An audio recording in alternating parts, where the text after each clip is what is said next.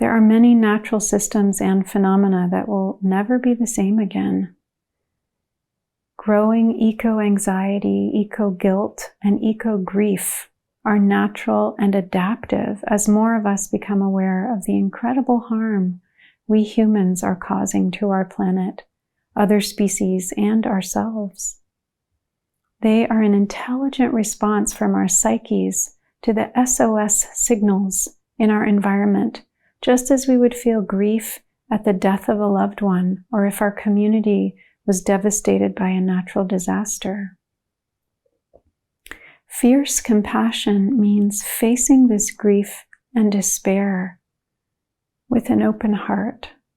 The thought that we are facing collapse is extremely hard to accept.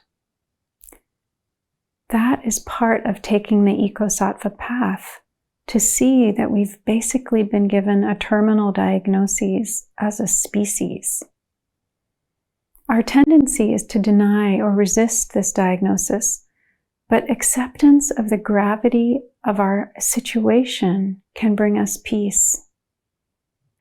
It can be healing and even refreshing, as counterintuitive as that sounds. By being completely open to the full range of our emotions around climate change, climate chaos, we can welcome and befriend them so that the power they hold can be directed towards meaningful action.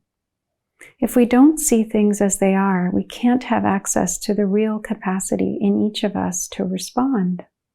My teacher, Thich Nhat Hanh, writes in The World We Have, a Buddhist approach to peace and ecology. He tells a story of a senior nun from Vietnam who came to visit Plum Village, his monastery in France. She had been diagnosed with terminal cancer and was given 3 or 4 months to live. She accepted this and decided to put all of her energy into practicing to be fully present in each moment for the days that were left that she had to live. She was aware of her breathing, of her steps. She was mindful in each of her bodily movements throughout the day. Before returning to Hanoi, where she expected to die, a sister persuaded her to go and get a checkup in France. The doctors found that all of the metastasized cancer had receded to just one area. She lived for more than 14 years after she was told she had just 3 months.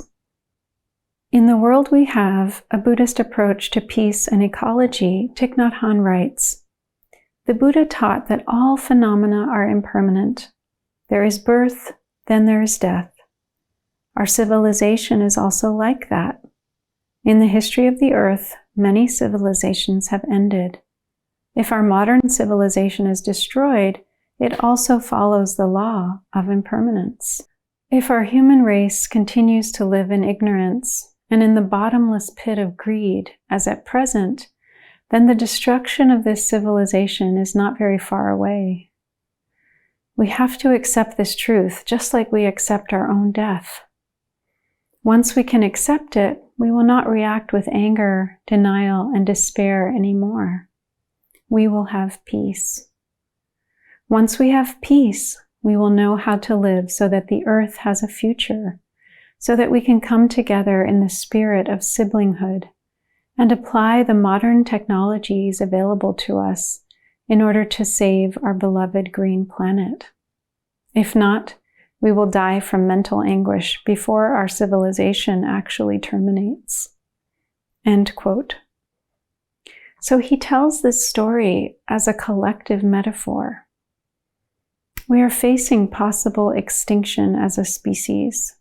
If we can accept that things are going to change, maybe end, and we are on the brink of real collapse, and we put our whole hearts knowing this is it, and we live deeply, fully as a human species and with other species and with the earth. Understanding, okay, we've messed this up, now we just have a little time. How can we live deeply with all beings on this planet